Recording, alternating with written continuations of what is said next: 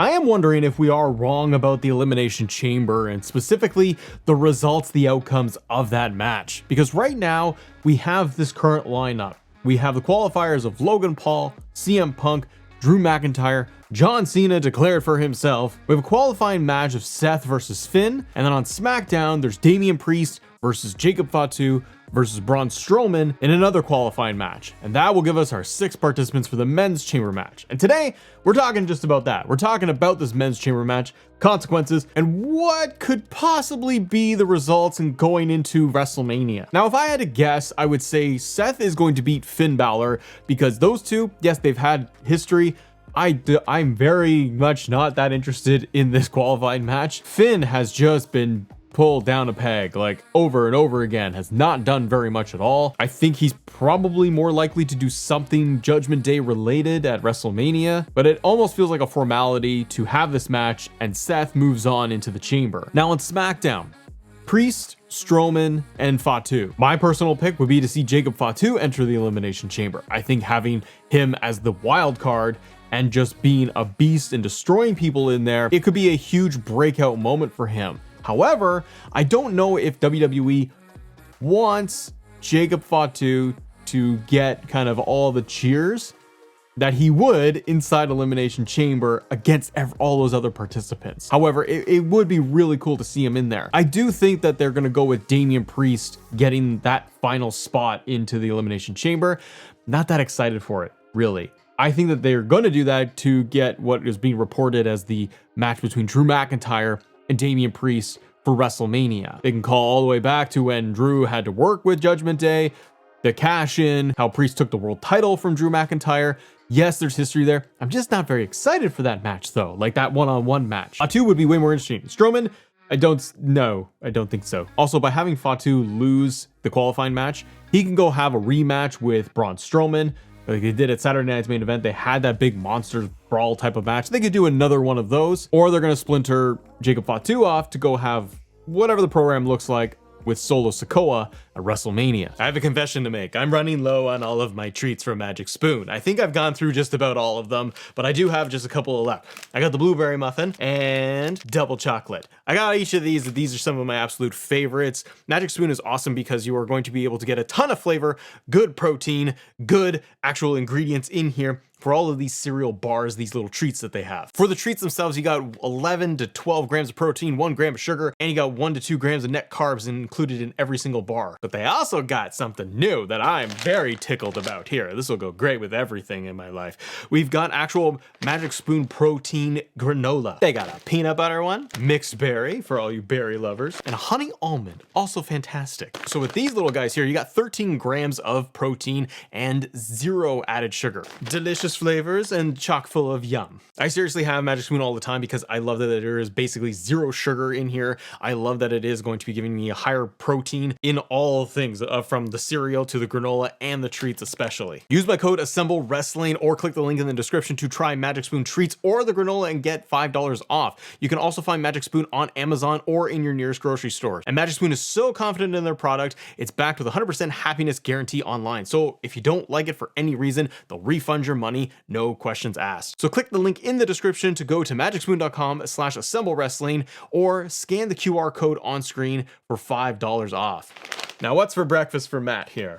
It's probably the peanut butter flavor. So assuming that, then you've got Seth and you've got Damian Priest and all the other gentlemen that we have listed. Now the obvious thing, and even for me, the obvious pick is going to be John Cena, right? He's going to win the Elimination Chamber. He's going to go off to WrestleMania. He's going to fight Cody Rhodes. He's going to beat Cody Rhodes. He's going to get the 17th championship, and howdy do, there we go. Now that I've been sitting on this for a little while, I am not so convinced, and I think I might be wrong about how the chamber could play out. Now that we know all of the qualifiers, most of the qualifiers as of right now, I think there's a lot of different opportunities, different roads they could take than the obvious one. Cena winning, going off to fight Cody, is very obvious. We know that Jey Uso has declared to go after Gunther for the world title, so they're gonna go and yeet off over there and do that whole thing. Cena capturing the 17th championship against Cody in the main event of WrestleMania, that is historic. That you only got one more shot to do this. And I do hope, honestly, I do hope that they go ahead with that match because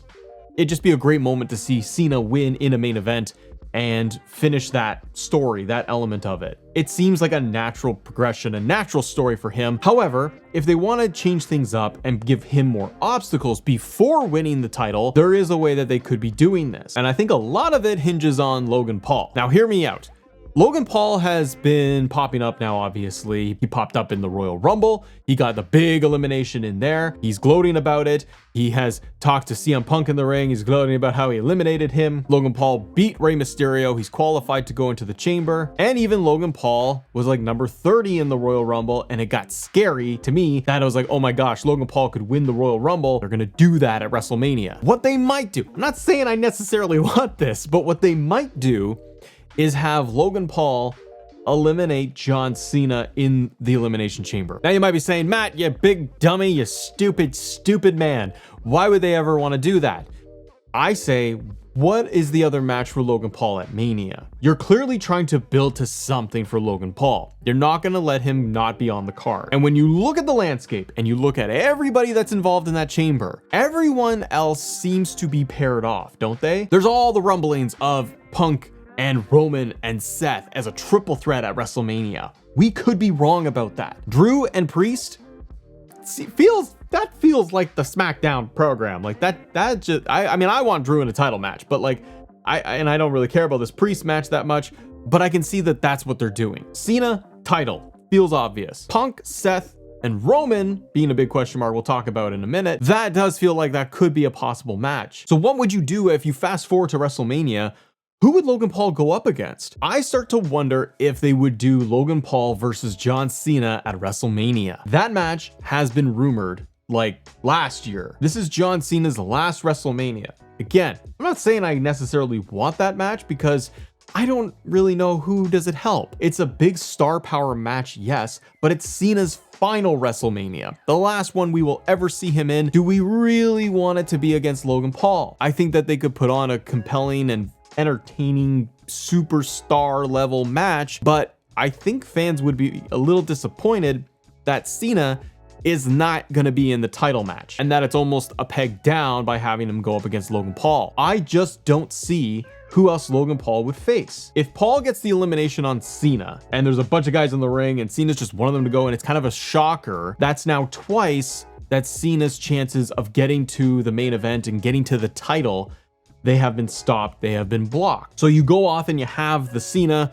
Logan Paul match at Mania, and then you can get John Cena to that title, maybe even at SummerSlam. It's still a full calendar year of John Cena going all the way to December of 2025. He doesn't have to win. He doesn't have to be in the main event of WrestleMania. And you know Cena, he's always putting business first. He's always wanting to do what the company wants to do. Yes, in his last promo after the Rumble, he's kind of like, I'm going to be selfish. I'm entering into the Elimination Chamber. I'm going for the title. I love that. But I think the more compelling story for him long-term, big picture, like Triple H likes to do long-term, if he has a year of John Cena, what's a better way than to keep teasing, keep pulling it back a little bit more? You don't give the fans everything they want right away. You got to earn it. So if you had, and this is the type of stuff that I love getting into, is not the fantasy booking necessarily, it's just like, look at all the paths you could do. So if you have Logan Paul and John Cena going off to do their thing, then what are you going to do with the Undisputed Championship? Who's Cody Rhodes going to fight? I think you could put in CM Punk. Punk has been pointing at that invisible WrestleMania sign and the real WrestleMania sign for a long time. And he has been super confident in talking about, I'm going to win the Royal Rumble. Well, he didn't. And he's like, okay, now I'm going to win the Elimination Chamber. Yeah, he might not. But if you had Punk win the Chamber, you got the Cody Rhodes CM Punk story. You have a story baked in. You've had promos and confrontations between these two. Their last one-on-one confrontation on Raw, where Cody and Punk were face-to-face. Punk talking about the weight of the championship and being the top guy to Cody Rhodes. Cody being all run down and kind of broken right now after dealing with Kevin Owens for so long. That promo really made me want to see that match. Maybe we'll get it at some point. Maybe it's not WrestleMania. But Punk, since coming back, it's always been about main eventing WrestleMania and getting that shot. Because I don't see really the point of having a triple threat of Roman, Punk, and Seth at WrestleMania. Could that be a night one main event? Absolutely. But there's no title involved. There's no stakes. It's just a grudge match. I like all the elements in there. I really do. I like the Seth and Roman story and the Shield, Seth and Punk's history, Roman and Punk having to come face to face. Paul Heyman mixed in the middle there, I have no doubt that would be an awesome story. But if you have Punk versus Cody one-on-one, straightforward to WrestleMania, I don't know necessarily what the Paul Heyman favor would be at that point, other than maybe CM Punk is like, Paul Heyman, I want you in my corner for WrestleMania and not Roman Reigns. Because then you have a lot of history of Cody and Paul Heyman, the bloodline and all of that, and that does feel like a very big WrestleMania main event. So what about everybody else then, right? Well, we mentioned Drew and Priest, they probably branch off. Logan Paul and Cena, they branch off. Then you have Seth Rollins. Seth versus Roman one-on-one at WrestleMania. You could do Hell in a Cell and make it really, really big and epic. Once and for all, these two finally hatching it out and dealing with one another. You had the moment in the Royal Rumble. You had WrestleMania 40. You've had all of the history for years since they came up. The story is there. It's been told, but they haven't closed it. And because you have such a huge history between Seth and Roman, you really can tell a huge story between these two. And this time, there's no bloodline, there's no outside interference, there's nobody else. Just two guys, massive history, that can open WrestleMania Night 2. It could be a main event. I do wonder, part of me honestly wonders if the plans with The Rock, because that seemingly it's not happening, like he could show up in a month. Like he could show up 2 weeks before WrestleMania and say, I want Roman, and then there you go. But I wonder if plans with The Rock were supposed to happen for 41, and because that's not happening, we're seeing a pivot and a shift where it's like a triple threat of Seth, Roman, Punk, or maybe like a one-on-one of Seth and Roman, and they're doing that at 41 instead. But if you break things off that way, then I think you're telling a lot of different stories that have a lot of weight to them, and you're getting a lot of good quality one-on-one matches. That triple threat of Seth and Roman and Punk could very well happen, like I said, but I don't find it as interesting versus having the one-on-one matches. And then forward thinking, looking at WrestleMania, would Cody lose to Punk? Well, maybe. I don't feel like Cody needs the title right now. I think you could have things be really shaken up with CM Punk holding the Undisputed Championship. You could even do brand swaps, because I assume Jey Uso would win at WrestleMania. He holds on to that world title, and then you got Punk, maybe Punk, with that Undisputed Championship, and they swap, and Punk brings it to Raw. Jey goes to SmackDown. And hey, maybe not. Maybe it's just as clean cut as it being John Cena wins at Elimination Chamber. Off he goes to WrestleMania, he fights Cody, he beats Cody, or maybe he doesn't beat Cody. But I do think that Logan Paul's position in that chamber, I think that has a little bit more consequence, because I just don't see who else he's gonna face at WrestleMania. But let me know what you guys think. What do you think will really happen, and break it down for me for Elimination Chamber? If you guys can, subscribe to the channel, because we're trying to get to 50,000 subscribers by WrestleMania, and have a great day. See ya.